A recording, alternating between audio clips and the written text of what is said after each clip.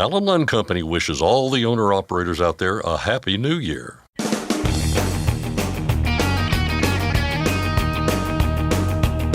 OOIDA, representing America's truckers since 1973, presents Landline Now with your host, Mark Reddick. Motor carriers are still not required to report beneficial ownership information to the federal government, but there was fresh confusion on the issue Thursday after the Supreme Court weighed in. Tyson Fisher of Landline magazine brings us up to date. It wasn't until a few years ago that commercial drivers were legally allowed to haul marijuana. It's a burgeoning industry and one that Talaria Transportation is heavily involved in. Ari Raptis, the founder and CEO of Talaria, joins the program. Sometimes a carrier is either slow to pay an owner-operator or they hit them with all kinds of chargebacks against their check. I'll discuss that and more with Tom Crowley and Aaron Lynch of OOIDA's Compliance Department. And finally, Marty Ellis is hearing about how long brokers expect you to sit at the loading dock before they pay you for detention time and brokers who don't pay enough for that time. I'll talk with the man who drives the spirit of the American trucker. And now, here's Scott Thompson.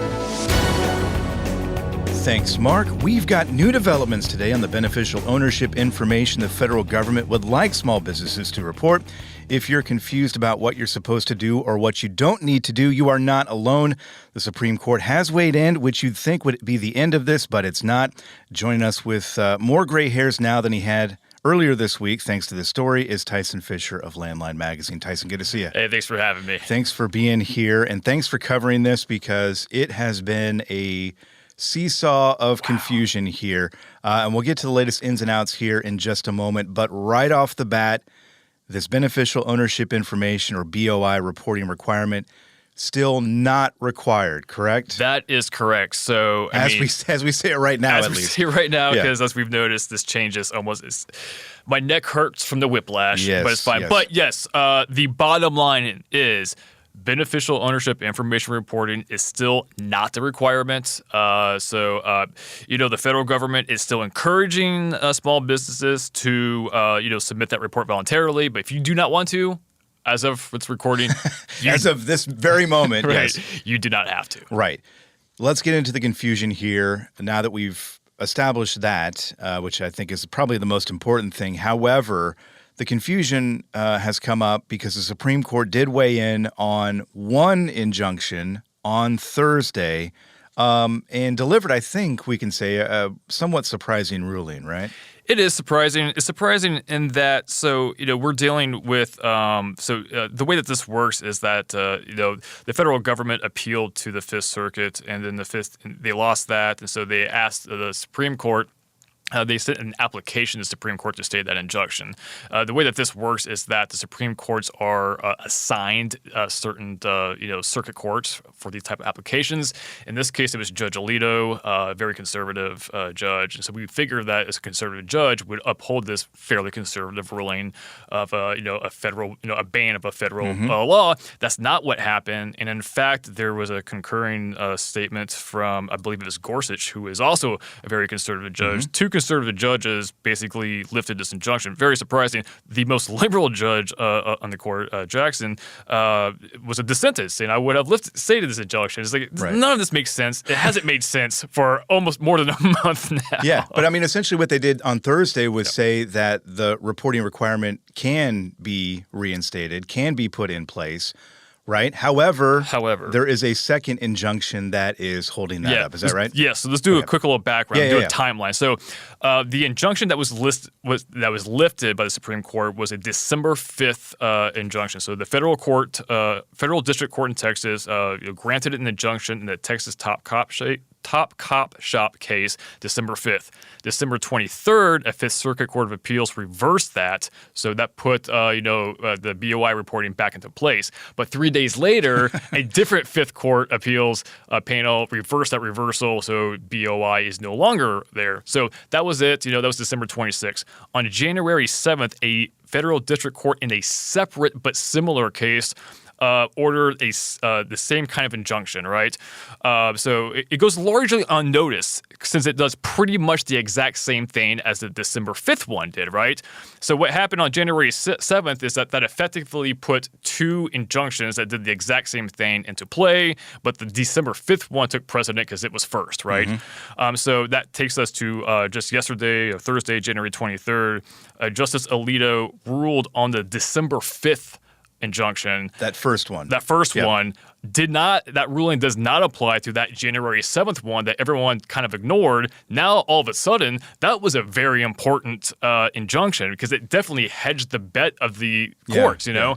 And so the way to look at this is that Judge Alito, with his decision, he opened the door to the federal courts to enforce the Corporate Transparency Act, but that door just opened to another closed door.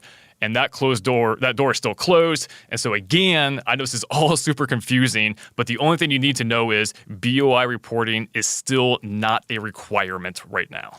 The door is there. It's closed. But that second injunction, do we know what's going to happen with that? Is the Supreme Court going to look at that as well? We don't. As of right now, again, so as of today, was it Friday, January 24th? I got to put timestamps on these. Yes, I know. There has not, the federal government has not filed an appeal on that January 7th one. They have 2 weeks to do so, and I don't know why they wouldn't. But as of right now, that appeal has not been filed, but they can appeal. And then we'll be back here again talking about another injunction lift. Yeah. Let's not get there yet because we'll cross that bridge when we come to it. But yeah, with two injunctions and two separate federal courts, all in the same court, circuit, it's so much confusion. And I totally understand everyone's frustration because no one's as frustrated as I am right now. I can imagine. Yeah. But again, I just want to emphasize that you do not have to file that BOI report right now. Right now, you do not have to file it. Again, this is all meant to prevent money laundering. It does affect a lot of our listeners, LLCs, those with fewer than 20, I believe, employees, right? If you got a small business of 20 or fewer full-time employees, this probably affects you. Well, yeah, it affects you. You don't have to file it right now. However, we'll see where this goes. As you said, FinCEN is recommending that these small businesses do continue to report this. You don't have to at this point. However, I would say just based on the whiplash that we've seen, be prepared if you haven't already and didn't last year. Be prepared to do it perhaps, in the coming months as well. Just be on standby mode. We're following this very closely, so we'll have the latest updates. If you're not sure on what to do with this, you can call OOIDA or your own attorney to get that guidance. We're always going to be on top of this. 816-229-5791 is the phone number for OOIDA, and they can help you out there with the confusion. If we haven't helped you out, they can help you out even more there.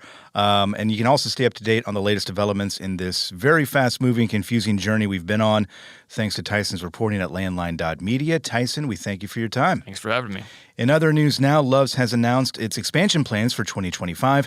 The company plans to start construction on 20 new stores this year and update 50 existing locations across the country. And the American Transportation Research Institute is asking for motor carrier feedback about advanced safety technologies. This is part of a broader study sponsored by FMCSA. ATRI wants to know what technologies motor carriers are using and what those interactions are like. More information at truckingresearch.org. That's Landline Now News for today. Mark, back to you. Thanks, Scott. Are you an OOIDA member? Do you have a child, grandchild, or legal dependent who is about to go to college or trade school? You may be able to get them a financial boost toward that goal through the OOIDA Mary Johnston Scholarship. You can find more information or apply at OOIDA.com. The deadline is February 1st. Next, Scott Thompson discusses the process of hauling marijuana with Ari Raptis of Tuleria. I'll cover when carriers don't pay on time with Tom Crowley and Aaron Lynch of OOIDA's Compliance Department, and we'll hear from Spirit driver Marty Ellis. We'll be back in just a moment. I'm Mark Reddick, and this is Landline Now. Are you tired of the IRS following you around like a dark cloud? Call 888-557-4020 and get your life back. At Truck Stop, we've built a better load board for carriers like you. Sign up today and access over 600,000 loads on the most trusted online load board. Learn why the best in the business rely on TruckStop to make more money and start driving your profit today.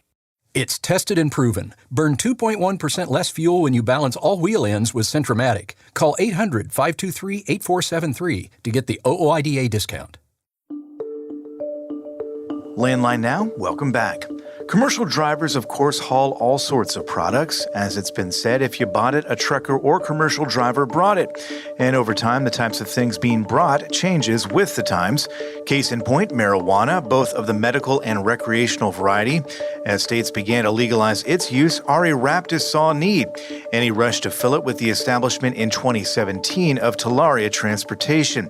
The company delivers more than $1.5 billion worth of cannabis each year. We were curious about what that process looks like, what challenges the company faces, and what the future looks like, so we reached out. So we are joined by Ari Raptis, the CEO of Talaria Transportation. Ari, how you doing? Thanks for joining us. Doing excellent. Thank you for having me today.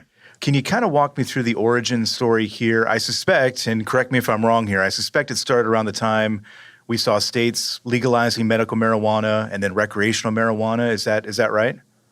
Well, that's it. Talaria launched in 2017, shortly after Pennsylvania legalized the medical marijuana program. And at that time, there was a glaring gap in the industry for secure logistics and transportations. And we saw an opportunity to create a business and address that need. So was that, launching something like that from the ground up, essentially, right? I imagine there are some correlations, some links there to the armored truck industry, I would imagine. But what did that look like when you were building this up? You saw a need there, obviously, necessity being the mother of invention and all that. But what was that process like? I imagine it was full of kind of ups and downs. I assume you learned quite a few things along the way. Well, we were one of the front runners in the space of secure logistics. We were able to develop that invisible infrastructure from day one for the cannabis industry. There was no transporter of product in Pennsylvania when we first started, so we were able to establish kind of the standard operating procedures and the right way to conduct business. So framing out the initial start of our business was challenging. Coming from the hospitality space, we knew how to treat our customers right. But actually transporting and establishing the transportation bylaws and SOPs it was a learning curve, especially in the beginning. But it was a quick learning curve because we grew from 1 state to 30 states, and we've grown significantly over the past 7 years. This industry, burgeoning industry, it's growing at a rapid pace, obviously, but it does rely on companies like yours, obviously, to stay in business, to get their product and get things moving there. How does it work? Can you kind of walk me through maybe a typical day for Talaria Transportation, what that looks like for your drivers, what that looks like in terms of delivering the product and bringing it back and forth? Kind of walk me through that if you would. Yeah, so we provide that core transportation need that any industry provides, whether it's beer, liquor, or pharmaceuticals. We provide that secure logistics between point A to point B. So for Talaria, we are a vendor of the cultivators or the manufacturers that develop the cannabis. We in turn send our retired law enforcement officers and team members that are all our team members are all retired law enforcement. We send them to the cultivators and dispensaries. They pick up the product, and they secure the product, and we deliver to either 1 to 15 dispensaries in one day. And we're able to help the wheels of the industry move and put product on the shelves on a daily basis. We also are initiating a kind of a 3PL service where we'll be warehousing the product. So a cultivator and manufacturer will be able to store the product with us in certain markets, certain states that it is legal, warehouse the product with us in certain states. And as the orders come in, we're able to fulfill that either same day or next day delivery on behalf of the brands that we're transporting for. I'm curious, and you mentioned different security aspects there a couple times, in the past few minutes you have. I imagine security is one of your biggest concern, if not the biggest concern, considering, again, the industry that you're working in here. And you mentioned you've got former law enforcement that are actively engaged in operations there. The safety of your workers, the safety of your product, what challenges, I imagine there are many, but what challenges are there in hauling a product like marijuana that I'm sure the criminals would, love to get their hands on out there? Right. And you knocked it right on the head. Theft is one of the largest challenges. And we're happy to say that we've had 0 thefts or losses in the past 7 years since the inception of our company. And what makes us uniquely successful on that comes from the combination of innovation, security, professionalism. We use unmarked vehicles to ensure discretion, pair all transports with 2 drivers for accountability, and exclusively employ only retired law enforcement and military professionals that have the special training to mitigate any type of risk. They say 90% of thefts come from an inside job, and we mitigate that from the type of employees that we hire.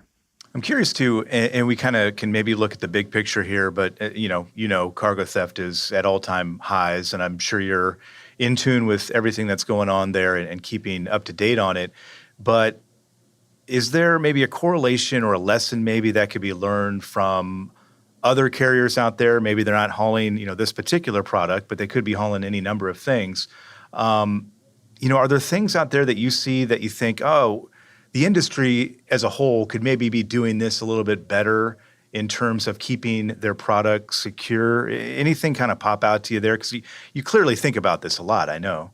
Yeah, we like to say we're the thought leaders of the space with our footprint and how wide we go. Being in 30 states, we're the largest transporter in the country, whether it's moving product or moving cash. We move whatever we put in the back in a secure fashion. So how do you do that? One is employing the right team members, investing in your team, making sure that you hire the right people to actually transport the product. Secondly is technology and innovation, making sure that you have the right equipment, whether it's the vehicle or whether it's the camera system or whether it's the telematics that you have in each vehicle, making sure that you have the respective proper telematics and innovation from a technology standpoint will help well round the company from a security standpoint. The other aspect too, and I emphasized this before, is us having unmarked vehicles. Whether our cars, we have anywhere between a Mercedes-Benz Sprinter van to Ford Transit vans. You don't know whether it's a plumber, a contractor, or a cannabis transportation company. We like to say that we work in a discrete fashion with the right team members, and that's how we've had a stellar kind of loss history. Yeah, it's one of these things that doesn't necessarily translate, I think, to a lot of other carriers because they're not able to do that, obviously, for a number of reasons. But it's interesting that, that it has to be that way, or it works best that way. This may seem like a silly question or maybe even a dumb question, but, I wonder, tractor trailers, I imagine, are not part of the equation here, probably for a number of reasons. Yeah, so our gross weight of the vehicles are under 10,000 pounds. So we work with smaller, compact vehicles that can get in and out of cities. Cannabis is expensive, but the products are small. So we're able to capitalize on not having large tractor trailers or larger vehicles, box trucks to kind of move product around. Right. As you look to the future of this, and you've been on this from the ground floor, so I imagine you don't just think about the now, you think about the future as well quite a bit. It's kind of a two-part question, I guess. But as you look at the future of this particular industry, what does that look like for your company? And then as a whole, where do you think we're heading with all this? Because, it's growing at an extremely rapid pace, the industry there. What does that look like in 5-10 years maybe? Yeah, so the growth opportunities for Tulare are significant. As more states legalize cannabis and markets expand, the need for secure, compliant logistics solutions will only increase. Beyond that, we're diversifying our service through our subsidiary, National Secure Transport, to also include non-cannabis clients as well, with the goal to become one of the top-tier armored car companies in the U.S. We're also exploring technology advancements such as integrating telematics into our warehouse management systems to further streamline operations. Long term, we aim to not just grow with the cannabis industry, but also redefine what secure logistics can achieve across multiple sectors and states. You mentioned something interesting there, the telematics part of this. because, again, I'm thinking about, what you do and kind of maybe helping it translate to other areas of the trucking industry in particular.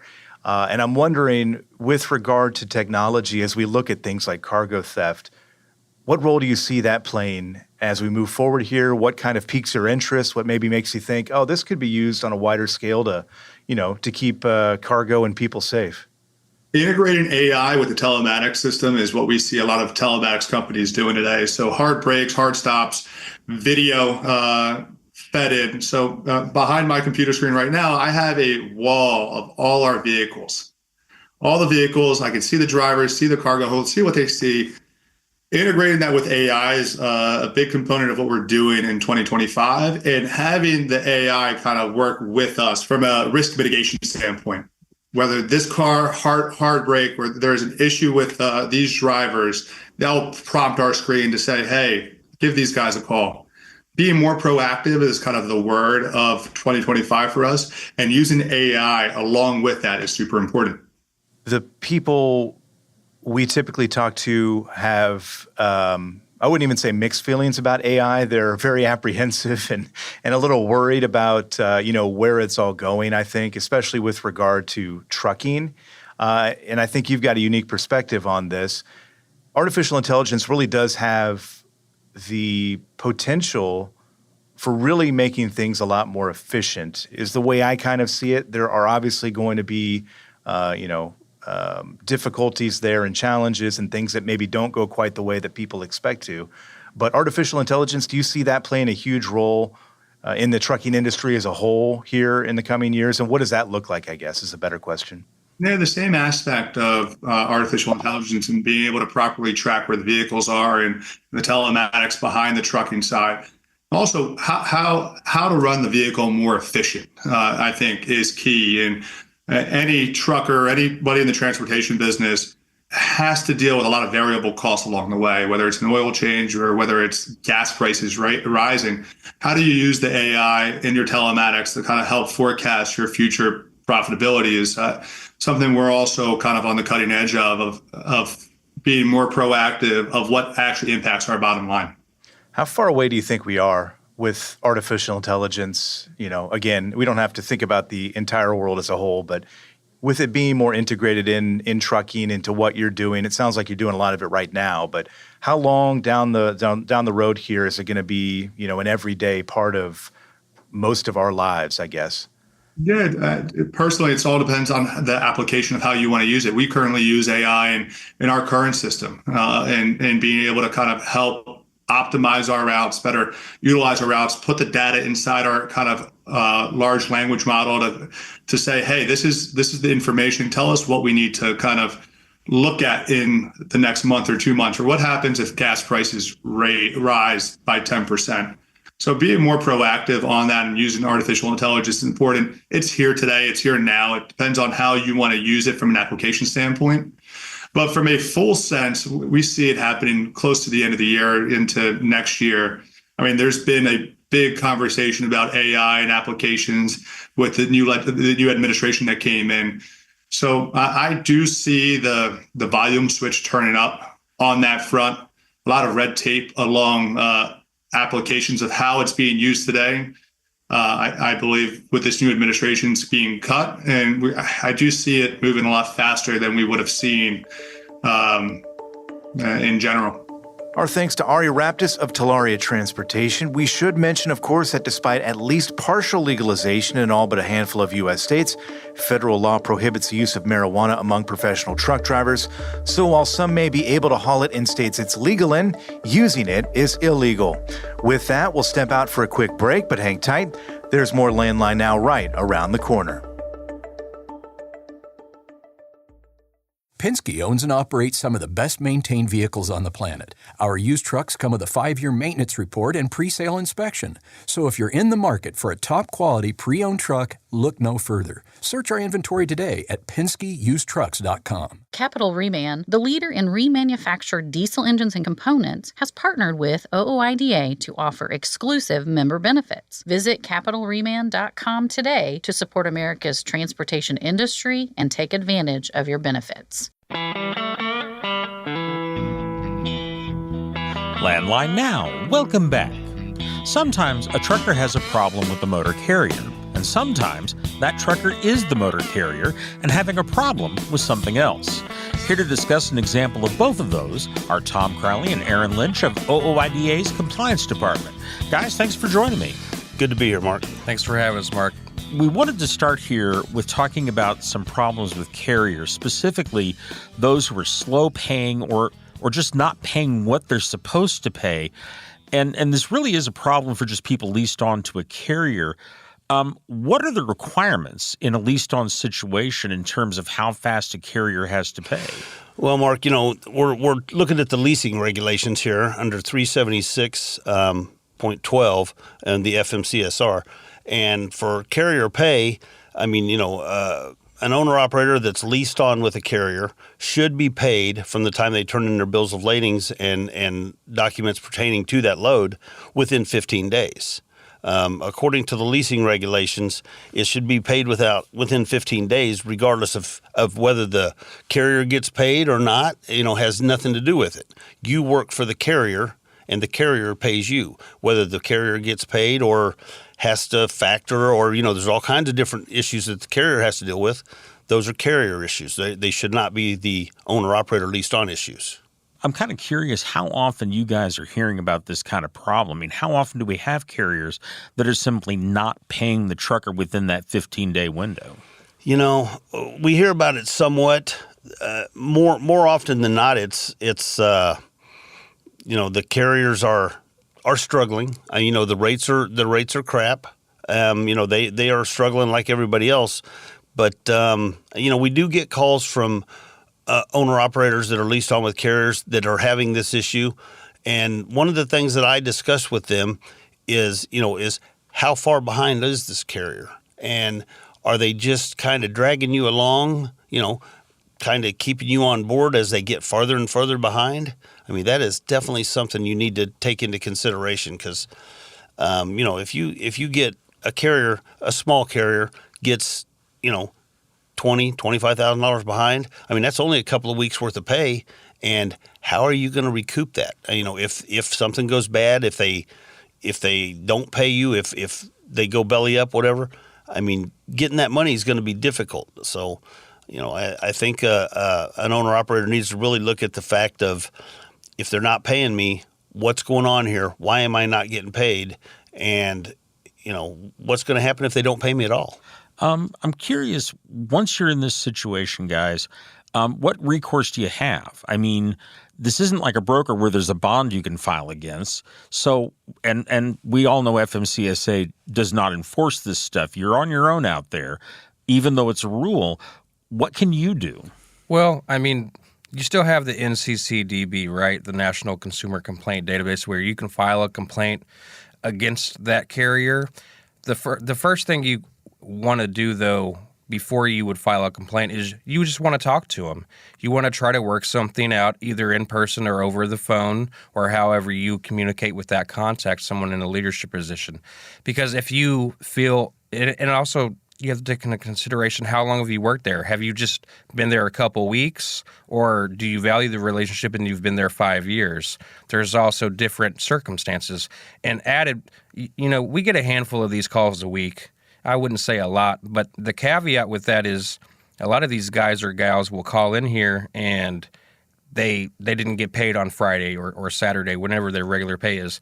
But per the releasing regulations, as Tom alluded to, it's 15 days, not because you didn't get paid on Friday. So that carrier still has another whole entire week to pay you, right? Just as as drivers for carriers, we're used to getting paid on a weekly basis because it's usually not bi-weekly. But you have to keep that in mind. You can't actually do anything until they go into violation of the leasing regulations anyways. But further to prove that point is it's a contract at the end of the day, and I hope you have one. You need that contract to be able to do anything.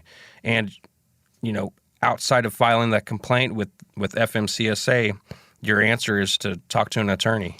Yeah, when it comes down to ultimately getting paid, as Aaron said, if you've got a relationship with your carrier, definitely discuss with them and see what's going on. But if you don't get paid, it does ultimately come down to, a court of law. Filing an NCCDB complaint, we do encourage folks to do those because the first thing the feds say is when we go to them with an issue is, well, we don't have many complaints on that. Regardless if they do much about it or not, the complaints need to be filed. And then if it has to go further and you have to contact an attorney and you end up in civil court, that comes back to why I said, hey, if you're $10,000 behind, $15,000 behind, I mean, how much of a hit can you take? Don't get. I've talked to people that are $30,000 or $40,000 behind, and they're like, what am I going to do? I can't pay my bills. No, that's tough. And getting something into court does not happen overnight. It takes time. You've got to find an attorney that is familiar with the leasing regulations or willing to get familiar with them. And, then the filing, and it's just nothing happens overnight. So, ideally, just hopefully you're with a carrier that is upfront and, you can trust them, they can trust you, and you have a good working relationship. But as with any carrier, things can go bad. So, always be vigilant. Let's talk about the other case, which is not that they're not paying, but they're not paying what they're supposed to. We know that brokers have added all kinds of fees that they're charging truckers. Are carriers kind of doing this now as well, or have they been doing it all along? In my experience, they've done it all along. It really depends on your carrier, and it all comes back to what's in the contract and what chargebacks are in there, what red flags are in there. Did you read the contract? Do you have a copy of the contract? All these are questions that you need to ask or have answers to before you even hop in the truck from day one and drive down the road. And if you don't have the answers to these, you're doing yourself a disservice and you're setting yourself up for failure. And that is why so many carriers will take advantage of these drivers. It's because you don't know what you're supposed to be making. You don't have the paperwork to prove anything anyways. Yeah, there's no doubt about that. A lot of these carriers, they do take advantage, and they take advantage of folks because, people don't know. They don't read their contracts, and they don't know the situation that they've gotten into. They just assume that everybody's above board. And, you know what happens when you assume, you know how that goes. Years ago, I remember we had conversations about, I know that a lot of carriers require a maintenance escrow to be put aside. That's going to come out of that check. But we had problems years ago with carriers that required truckers in their lease contract to buy the insurance through the carrier, to buy equipment like tires through the carrier, and so on. But that type of thing under the leasing regulations is completely against the rules, isn't it? It is. A carrier can require certain things, but to buy them through the carrier should not be a requirement. You should be able to go on the outside and buy those. Now, the carrier will have to supply the liability insurance. It's a federal regulation that's in place. But other than that, most other things can be bought outside of the carrier. They can require an ELD, and they can require an ELD that works with their platform. But can they require you to buy it through them? No, they shouldn't at all require you to buy it through them. A lot of the times it is cheaper to buy it through a carrier because many times they have, some type of a setup with an ELD supplier, and it's cheaper to buy it there. But you should not be required to buy it through a carrier. And that goes the same with your occupational accident insurance. You should be able to buy that outside of the carrier. Or any tools, blowers, things like that you would need on a regular basis, depending on what field you are in trucking. So yep. No, that's absolutely it. I mean, so a lot of carriers, they get hung up on, well, we got this stuff here, we want you to buy this. Well, what they want and what happens should be two different things. You should have the option to buy outside the carrier. And if you don't, that's definitely an issue. That tells you what type of carrier you're working with. But if you would read the contract before you hop in the truck, i.e. a lease purchase, or if you own your own truck or you read the contract before you go to work for that carrier and decide to lease on, these are factors that you have to account for. So knowing how to read the contract, understanding the contract, or getting the contract to someone who does understand it, which Tom and I read contracts on a daily basis. So you can send them to us. We'll read them for you as well. And doing your due diligence, checking Google reviews. Word of mouth still works in this day and age as far as relationships go. So many people forget about that. Doing your research is crucial to these things before you ever go to lease upon a carrier. And if you can spot red flags before they happen, you may decide to go work somewhere else. Yeah, it's much better to not get ripped off than to get ripped off and try to get your money back. Yeah, it's not a fun learning experience, but some people have to go through that to learn. And value the leasing regulations, like Tom said, 376.12. Look them up, read them, understand them. If you have questions, call in here again, and Tom and I will explain them to you one by one. This is what we do every day. Yeah, and you know the leasing regulations, the regulations in the FMCSR, they're there for a reason. You know, people need to know about them, and the more you know, the better educated you are, the better decisions that you can make for your business. Okay. Well, guys, we got a little bit of time left. I did want to get to one other thing kind of on the opposite end where the trucker is the motor carrier. And we've had a problem with carriers that have a clean operating history, but they're having problems getting loads due to no inspections, due to not having any inspections. And not speaking here of the annual inspection, but roadside inspections. And I guess the first question I think a lot of folks might ask is, why isn't having a clean operating history enough? Why are brokers wanting to do this? Well, it's this carrier vetting thing that's come down where these brokers want to vet these carriers. And the criteria that they want to use is, there's only so much information out there. So they want to take whatever information is out there and really put it on display. The fraud that plagued the industry, back 21, 22, that really, really got rampant. That has a lot to do with it. These carrier vetting companies. So the inspections are, if you have a DOT roadside inspection, that's a guarantee that you have that equipment because, you can't funny those up. That's DOT done them roadside. They verified your equipment. They've seen your VIN numbers, and they'll put it on an inspection report and post it publicly. So brokers love that information because they can see that's for sure. But if you're a carrier, a small carrier especially, and you run a tight ship, you keep your truck up, you get the truck washes, you maintenance it correctly, properly, nothing leaking, hanging, or dragging, chances are you won't get an inspection. And when you don't get inspections, because you're running a good tight ship, these brokers almost use that against you. Yeah, it's a made-up problem that shouldn't actually be a problem in the industry. There's nothing wrong with not having any inspections, and you shouldn't be penalized or not given loads based upon that. There's far other criteria that should be considered, and inspections are not one of them. That should just be one small piece of the pie because, there's so much more to a carrier than just roadside inspections. Yeah, and if you have bad inspections, that will be considered, but no inspections, that shouldn't be. Yeah, it's kind of the broker shooting themselves in the foot because that usually indicates a carrier that's operating well. It really does. Well, guys, we're out of time here, but certainly we'll have you back again to talk about more stuff. In the meanwhile, thank you very much. Thanks for having us, Mark. Thanks as always. I've been talking with Tom Crowley and Aaron Lynch. I'm Mark Reddick, and this is Landline Now.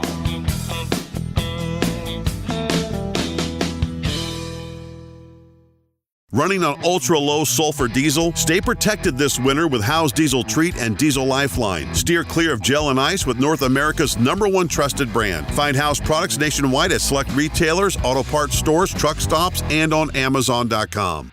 Since you started, what you've loved about trucking is the freedom. Heading out on your favorite route, a good driving song, and thinking about truck insurance. Well, maybe not that last one. That's why we're here. At OOIDA, we have a full range of truck insurance products, expert advice, and great customer service, helping you get the right coverage for your operation. Go to OOIDA.com because your job is to drive, Our job is to help with everything else. Landline now. Welcome back. Every week, we check in with Marty Ellis, who drives OOIDA's tour truck, The Spirit of the American Trucker. Marty is running in California right now, and he's hearing about several issues involving brokers. Among them, how long brokers expect you to sit at the loading dock before they pay you for detention time, brokers who don't pay enough for that time, and more brokers requiring truckers to use apps that can lead to some serious problems. Carolina west to Denver, up to Bangor, west to Austin, coast to coast, sea to sea, sail on, sail on. Well, Marty, how are you doing? I am lovely, Mark, and you? Very well, thank you very much. Where are we finding you on this fine day? I am at the TA at Wheeler Ridge, California. Going to be here through the 26th. It's I-5 at exit for Laval Road, and they have a Black Bear Diner, Burger King, Pizza Hut, Popeyes, Subway, and a Taco Bell. They have 306 parking spots and 10 showers, so you got to be all set up just like I am if you stop in. Awesome. And this is kind of a part of a whole circuit that you're doing there in California right now. Yeah, absolutely. We popped out of the Petro in Henderson, then came over to Barstow, the TA there, and then we went to the Speedway fuel stop in Bakersfield, California, off of Weed Patch Highway and Highway 58. And they actually have 2 showers there, which a lot of the Speedways don't. They're just basically fuel stops, but this one does. So it was nice to visit them. Awesome. Any truck stop that offers all the services is a good thing. Exactly. Let's talk about some of these issues out there, because there's quite a bit going on right now, and not surprisingly, something about brokers is apparently coming up there. And a lot of it here seems to involve detention time. What's going on there, Marty? Yeah, it seems like we can talk about brokers every day, can't we? Yeah. And not necessarily on the positive side, but I had one of our members talk to me about a company that he was doing a broker load through, and he ended up having to wait a lot of hours to get unloaded, and that particular brokerage doesn't start paying detention pay until after 3 hours, and a lot of them have gone to 2 hours, which I think that's still an arbitrary number, but they did that, but the only thing that they were actually paying was $30 an hour after the 3 hours, and that does not even compute for me.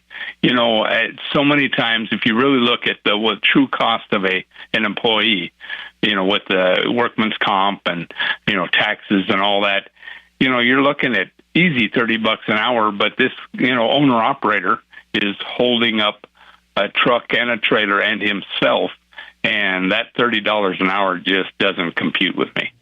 Yeah, I have to agree. And plus, what other job do you show up at work and they say, okay, the first 3 hours are going to be on you. We're not going to pay you for that.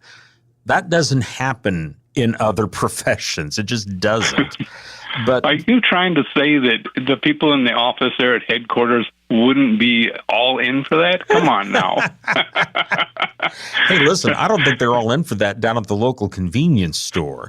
Absolutely. But the other thing is, this is just cheap storage for them. I mean, that's what it looks like to me. It is, and it's easier to pay that and a lot cheaper than actually hiring the right amount of employees to get that truck and trailer unloaded. Yeah. And we've talked about this before, and typically we don't want to immediately jump in and say this is where the government needs to get involved, because we don't want that to be the default. But I don't know how else you get brokers, shippers, and receivers to value truckers' time except that. And frankly, as long as they can use truckers' time for free, there's no cost to them. It doesn't hurt them at all. It just hurts the truckers. So it's really something that needs some kind of fix. Yeah, and I don't know what the true answer is, other than we as drivers and owner-operators all have to understand your own value and not haul for these companies that continually, hold you up for hours on end. And we all know the good ones and the bad ones to go to. And as long as we keep hauling into these bad ones, they're going to keep on doing it. And the way we can basically fight back without new regulations is just say, you know what, I'm not going to take those loads to those companies that continually do that. Yeah. There's no use in going back to someone who's going to abuse you. Right. Well, let's talk about another broker issue here. And this is one you and I have talked about before, but it's a continuing situation here. And that is these brokers that are requiring truckers who haul for them to load these broker apps onto their phone. And they do all kinds of things. A lot of it really is involving tracking, though. They want to find out where that load is. And instead of putting a tracker on the load, they track the trucker, which is, kind of not my favorite idea there. But what are you hearing from truckers about this? What are they experiencing right now? Yeah, I mean, it's been an issue for a while, and it's getting to be more and more common. And even when the app itself messes up, they want to penalize the owner operator because they couldn't communicate with an app that went down. But the most recent one is one of our members stopped in, and he was concerned that all these apps know exactly where you're at. Within a really short amount of area. And when you have a high-paying load, that information's on there. If you have an unscrupulous person working in that company, they could tell somebody where that load is to go and, relieve the driver of their load, or any type of that, or it's the same thing with, if they ever, the hackers get in and they have all this information, it could easily happen. And he was just wondering how, what to do, how to alleviate that.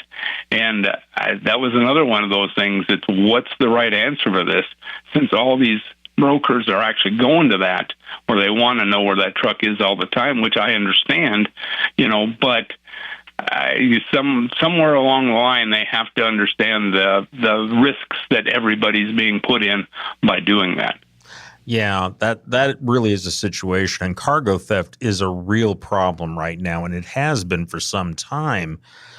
But the other thing about this, Marty, that I think is a real bummer is there's a security element, because if you're hauling some sort of hazmat load, some sort of flammable or explosive load, there are people we don't want to have access to that information. Yeah, yep. And that's what he was kind of getting at. If it was something like that, it's not only stealing the load, but using it for bad things. And we all know, where that could go. And I think that everybody needs to be a little more conscious about that and how we're throwing all this information out there. Okay. Well, Marty, we're running a little short on time, but why don't you tell us where you're going next? You staying there in California? Yeah, we'll do another stop, and it'll be at the TA in Ontario, and we'll be there the 28th through the 30th. And then we will head off to Yuma, Arizona after that. So we'll finally get out of California after that. Okay. I'm sure you'll be terribly sad. Oh, yeah. Oh, darn. No more warm weather. I'll be happy. Well, Marty, any final words before you run off? Yeah, just drivers, be kind to one another and give that driver next to you a break. Brothers of the highway, children of the wind. Once again, that was Marty Ellis, who drives OOIDA's tour truck, the Spirit of the American Trucker. You can find Marty's next stop on our show and every day at our website, landlinenow.com. That's our program for today. I'm Mark Reddick, and this is Landline Now. Thanks for listening. Be sure to like and subscribe. If you want more content, go to landline.media to get updated news, information, and archived editions of our show. Once again, that's landline.media. I'm a dad, a son, a husband, wife, I'm a writer, photographer, I farm, I'm a veteran. I love old cars, fishing, my kids, Chrome, and I am a professional truck driver. And together we are OOIDA. OOIDA was founded by truckers to stand up and speak on behalf of truckers. We've done that by combining the individual voices of our members into a single, powerful voice. Protecting your interests, defending your rights. Join us! Make your voice heard. Join OOIDA, the Owner-Operator Independent Drivers Association. Call 1-800-444-5791 or visit OOIDA.com.